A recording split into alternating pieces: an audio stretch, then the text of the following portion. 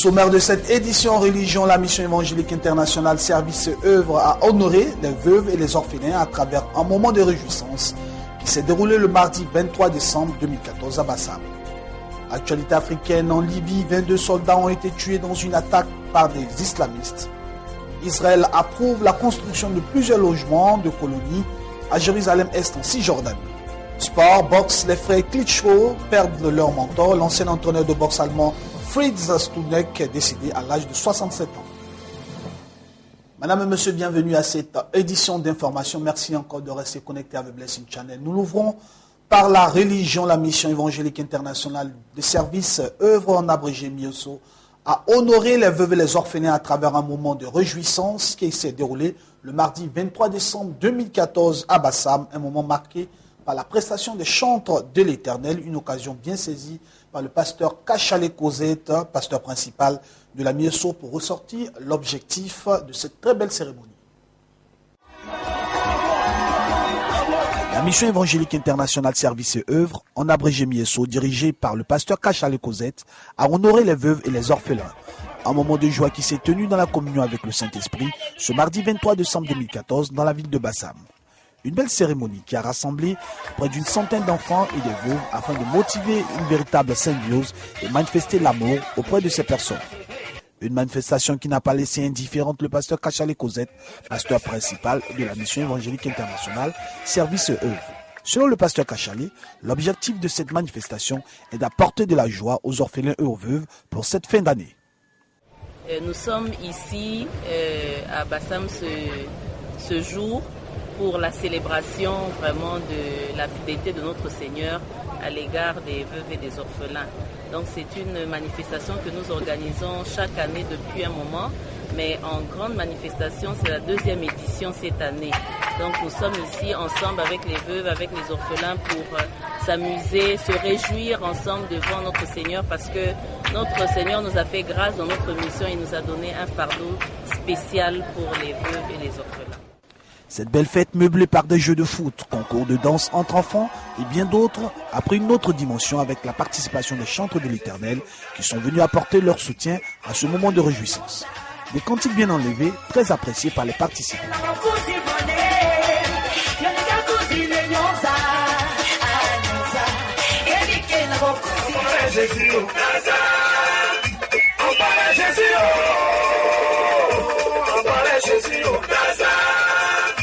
Ce moment de réjouissance pour les orphelins et les veuves pour cette deuxième édition a été un véritable canal de bénédiction pour les participants qui ont reçu des cadeaux de la part des initiateurs.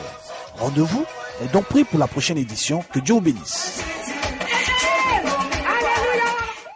Destination Bénin cette fois-ci avec notre correspondant de Béni TV. Bénin, parlons de la 10e édition du programme dénommé Noël pour tous, organisé par l'ONG Divine Love Foundation du Bénin, dirigé par le révérend Dr Patrick David Chaou, qui a fait des heureux pendant ces fêtes de Noël au Bénin. Ce sont plusieurs enfants qui ont reçu des dons pour la Noël. Une très belle initiative qui permet d'apporter de la joie et manifester de l'amour aux enfants déshérités. Des sacs de riz, des pâtes alimentaires, des bidons d'huile, des cartons de sirop, tout ceci en faveur des enfants en situation difficile. Ce don est une initiative de l'ONG Divine Love Foundation, dirigée par le révérend Dr Chaou Patrick David de l'Église biblique des Nations, Tabernacle Amour Divin. Nous sommes réunis ici une fois encore à la salle Agora du centre de promotion artisanale de Cotonou pour célébrer l'amour. Chaque année, avant la fête de Noël, nous organisons Noël pour tous. Donc nous sommes à la 10e édition. Et cette année, nous avons pu réunir ce que vous trouvez derrière nous. Nous avons pu réunir 2 tonnes de riz de grande qualité. Nous avons des cartons de pâtes alimentaires.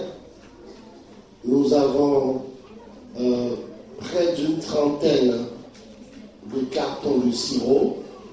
Nous avons également près d'une quarantaine de bidons d'huile. Renouvelé chaque année et étant à sa 10e édition, Noël pour tous apparaît comme preuve de la mise en pratique de la parole de Dieu, parole qui consiste à apporter une assistance aux veuves et aux orphelins. En tant que ministre, ce genre de choses, cette vision est incorporée dans l'appel.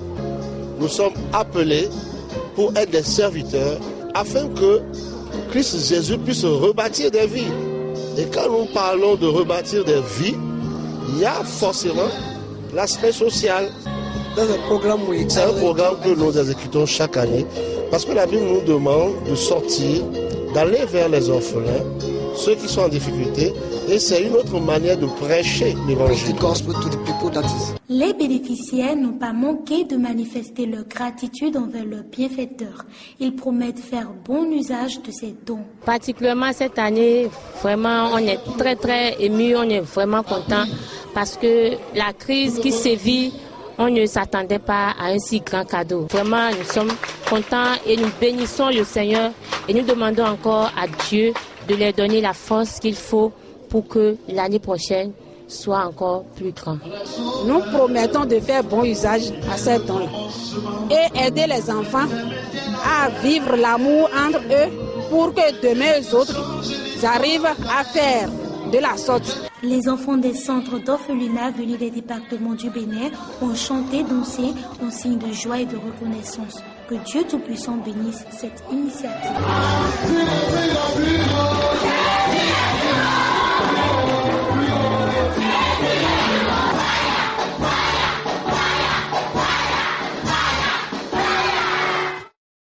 Nous restons au Bénin pendant 5 jours. Les fidèles de la mission chrétienne Le Réma, dirigée par l'apôtre William Ouensou, ont communié avec le Saint-Esprit à travers un programme spécial dénommé Impact prophétique. L'apothéose a été un moment d'enseignement bien donné par l'orateur principal, le prophète Edwin Brookman.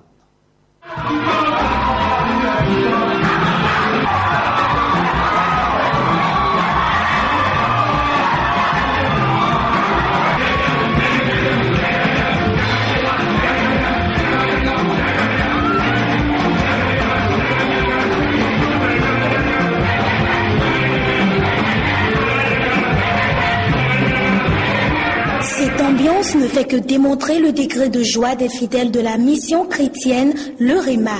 5 jours au cours desquels l'apôtre William Ouensou et les fidèles de la dite mission ont touché du doigt les miracles opérés par Dieu. En apothéose à ce programme dénommé Impact prophétique, l'orateur principal, le prophète Edwin Brookman, venu du Ghana, a prêché sur le thème La puissance de la parole, un thème tiré du livre de Proverbes 18, 20 à 21.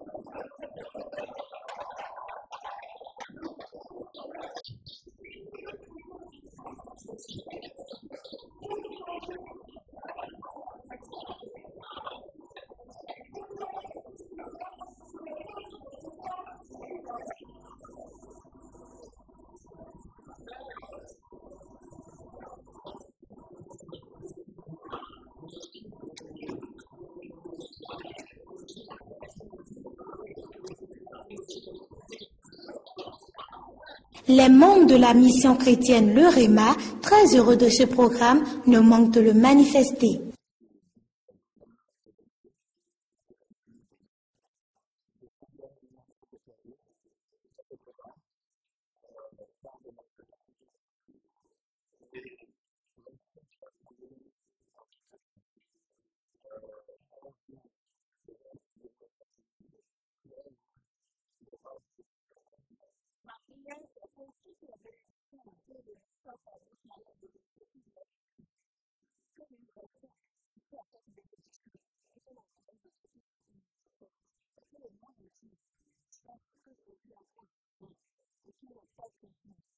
L'apôtre William Wensou a saisi cette occasion de culte spécial pour honorer son père spirituel, le prophète Edwin Bookman, et recevoir également sa bénédiction. À la fin de ce culte spécial de miracles et de guérison, les fidèles repartent avec pour dernière bénédiction l'application de l'huile d'onction. Que Dieu bénisse la mission chrétienne Le Rémal. Actualité africaine à présent, Melilla, le fragile rêve européen des migrants d'Afrique. Chaque semaine, des centaines de migrants tentent d'escalader les hautes barrières entourant les enclaves espagnoles en Afrique du Nord, surveillées respectivement par environ 600 gardes civils. Suivant ce reportage. Un tout petit bout d'Europe en Afrique. Au nord du Maroc, l'enclave espagnole de Melilla est l'un des 2 seuls territoires européens, avec Ceuta, à partager une frontière avec le continent africain. Ce triple grillage de 7 mètres de haut, des milliers de candidats à l'immigration rêvent de le franchir. J'avais un peu d'argent, je l'ai caché, j'avais mon téléphone, je l'ai mis dans mon caleçon, attaché mes griffes. Arrivé maintenant, ils ont dit Yalla, Yalla, ça veut dire allons, c'est le moment. Donc les 200 personnes sont lancées. On court maintenant. Près de 20 000 Africains ont tenté d'escalader le grillage en 2014 et d'échapper à la police des frontières espagnoles. Une police accusée de violer la loi internationale en frappant les immigrants et en expulsant certains sur le champ. Ils blessent les migrants. Et puis aussi, ce qu'on observe, ce sont des mesures d'expulsion à chaud, sans la moindre procédure administrative. Simplement, ils ouvrent la porte de service de la barrière et ils rejettent les migrants. Certains risquent leur vie en voyageant clandestinement, en bus, en camion ou en bateau. La plupart veulent rejoindre d'autres pays comme la Grande-Bretagne, la France ou l'Allemagne. L'Espagne demande donc l'aide de l'Europe et en particulier une politique commune d'immigration. Les problèmes d'immigration de Melilla ne concernent pas seulement Melilla ou Nador de l'autre côté de la frontière et pas seulement l'Espagne et le Maroc. C'est un problème pour toute l'Union européenne. Ceux qui arrivent à franchir le grillage sont dirigés vers un centre d'accueil provisoire où ils attendent de savoir s'ils sont autorisés à se rendre en Espagne. Malgré des conditions d'hébergement précaires, à leurs yeux c'est toujours mieux que la misère et la violence qu'ils ont laissées derrière eux. Ici, nous mangeons bien, on est tellement bien. Tout ce que nous on veut, on nous donne. On est bien. Depuis que je suis né, c'est la première fois dans ma vie que je me sens à l'aise. 2000 immigrants sont entrés à Melilla ces 12 derniers mois en franchissant le grillage. D'autres, bien plus nombreux, n'ont pas réussi, mais sont déterminés à réessayer. L'Union européenne doit annoncer en 2015 de nouvelles mesures de renforcement de ses frontières. En Libye, 22 soldats ont été tués dans une attaque par des islamistes. Un réservoir a pris feu dans le terminal pétrolier d'Al-Cedra après avoir été touché par des roquettes. La bataille pour le contrôle de terminaux pétroliers et d'une centrale électrique faisait rage cette semaine dans l'est de la Libye. Selon des responsables, au moins 22 soldats ont été tués par des miliciens islamistes hier dans cette région où les forces du gouvernement, reconnues par la communauté internationale, s'opposent au gouvernement lié au groupe Aube de la Libye, proche des islamistes. Un groupe qui a tiré plusieurs roquettes en direction des terminaux d'Al-Cedra et Ras Lanouf. Un réservoir a pris feu. Parallèlement, les miliciens ont mené une attaque surprise sanglante contre les militaires chargés de surveiller une centrale électrique à l'ouest de Sirte. La Libye a plongé peu à peu dans le chaos après le renversement de Mouammar Kadhafi en 2011. En Ukraine, les combats se poursuivent. Dans l'est de l'Ukraine, la situation de crise s'intensifie dans ce pays avec des combats qui se poursuivent. Comme annoncé, des soldats ukrainiens ont été attaqués à la bombe, une situation qui remet en cause le processus de paix.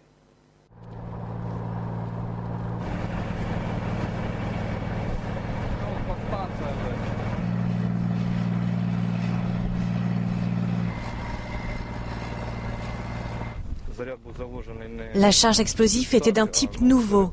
Une des voitures était en train de s'arrêter sur le bord de la route. Ils pensaient sûrement qu'elle transportait du personnel parce qu'elle penchait d'un côté. La télécommande a activé la charge explosive. Ce n'est pas la faute des soldats, c'est l'œuvre d'un groupe subversif. Oui, il y a des pertes. Un soldat est mort et un autre a été blessé.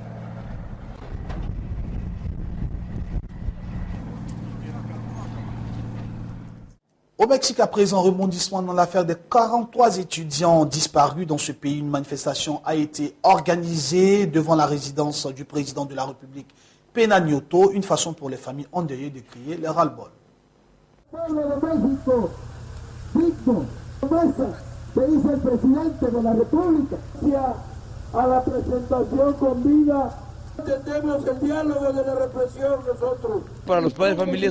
Pour les parents, il est très important qu'ils sachent que son Noël n'est pas le nôtre. S'il passe un joyeux Noël, nous voulons lui faire partager le nôtre. Pour nous, dans nos maisons, il n'y a pas de Noël joyeux, car il nous manque un membre de notre famille. On l'avait averti. Si nous n'allions pas avoir de Noël, il n'aurait pas de Noël pour lui et son gouvernement. Le message est qu'il n'a pas tenu les promesses faites lors d'une réunion ici à la résidence et que nous ne pouvons pas permettre que pendant son mandat au Mexique se répètent les mêmes choses qui se sont passées les 26 et 27 septembre à Iguala. Pour nous, il n'y a pas de repos tant qu'on ne les retrouvera pas.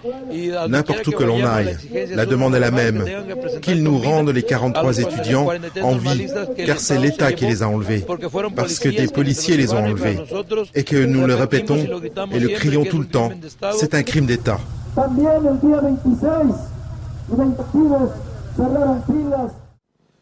En Russie, pas de vacances pour les membres du gouvernement. Une décision du président Vladimir Poutine qui est consécutive à la grave crise que traverse en ce moment ce pays. Et aussi, il faut signaler que sa monnaie perd aussi de la valeur. Pas de repos en perspective pour les ministres russes. Face à la gravité de la crise économique que traverse la Russie, le président Poutine a décidé d'annuler les vacances du gouvernement prévues début janvier pour célébrer le Nouvel An et le Noël orthodoxe. L'économie russe a pris un sérieux coup de froid en raison de la baisse du prix du pétrole, des sanctions occidentales et de l'effondrement du rouble. Conséquence, la nouvelle année devrait rimer avec récession en Russie. Sur les étals de ce marché, c'est la valse des étiquettes. La hausse des prix devrait atteindre plus de 11% sur l'année. Cette femme s'inquiète. On se demande si nos retraites vont être suffisantes pour acheter tout ce dont on a besoin, dit-elle. Cet homme, au contraire, est optimiste. Je ne vois pas l'intérêt de paniquer. On aura toute la nourriture qu'il faut jusqu'à la fin des vacances, dit-il. Et pour la boisson, Vladimir Poutine a ordonné le gel des prix de la vodka. D'après le président russe, l'envolée des prix conduisait à accroître la consommation d'alcool de contrebande de mauvaise qualité. Le demi-litre de vodka vaut en effet 30% plus cher en ce moment qu'au début de l'année 2014. Les rebelles pro-russes de l'Ukraine ont annoncé avoir conclu un accord avec Kiev dans les négociations qui se sont tenues à Minsk pour procéder à un échange de prisonniers. 225 Ukrainiens détenus par les séparatistes contre 150 rebelles incarcérés par les autorités ukrainiennes. Un échange de prisonniers en Ukraine. Selon cet accord, Kiev échange 225 séparatistes contre 150 soldats ukrainiens. Sur le terrain, dans l'est du pays, les observateurs du Centre de coordination tripartite confirment que les accords de cessez-le-feu obtenus à Minsk ne sont pas respectés. Parmi les observateurs, des militaires russes qui assurent rester à l'écart des combats mais protéger les rebelles. Nous n'avons jamais été partie prenante du conflit. Nous aidons de côté les républiques de Donetsk et Lugansk. Les soldats ukrainiens sont stationnés à quelques kilomètres du centre de coordination. Ils expliquent régulièrement essuyer des tirs en provenance des rebelles pro-russes. Le plus dur, c'est quand on vous attaque, mais qu'il faut respecter les accords et qu'on ne peut pas répliquer.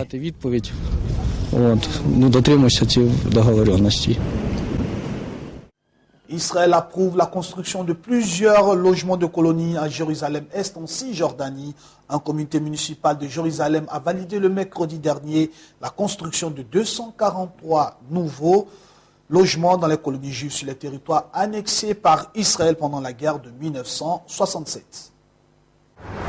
Israël a donné son accord préliminaire pour la construction de 243 nouvelles habitations dans la colonie juive de Ramoth en Cisjordanie.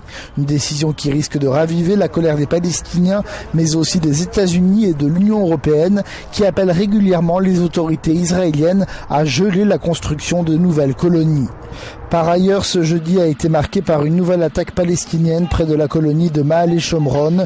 Une fillette israélienne de 11 ans a été grièvement blessée par un cocktail Molotov lancé contre la voiture où elle se trouvait avec son père, qui a été pour sa part légèrement blessé. La tension a été encore ravivée dans les territoires avec la mort le 10 décembre d'un ministre palestinien lors d'une confrontation entre des manifestants palestiniens et des soldats israéliens. Le 19 décembre, une autre manifestation avait dégénéré, certains Palestiniens jetant des pierres aux soldats israéliens qui avaient répondu à coups de gaz lacrymogène.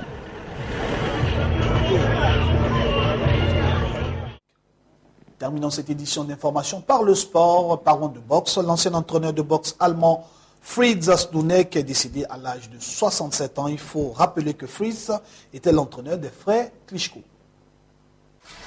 L'ancien entraîneur des frères Klitschko est mort d'un infarctus à l'âge de 67 ans.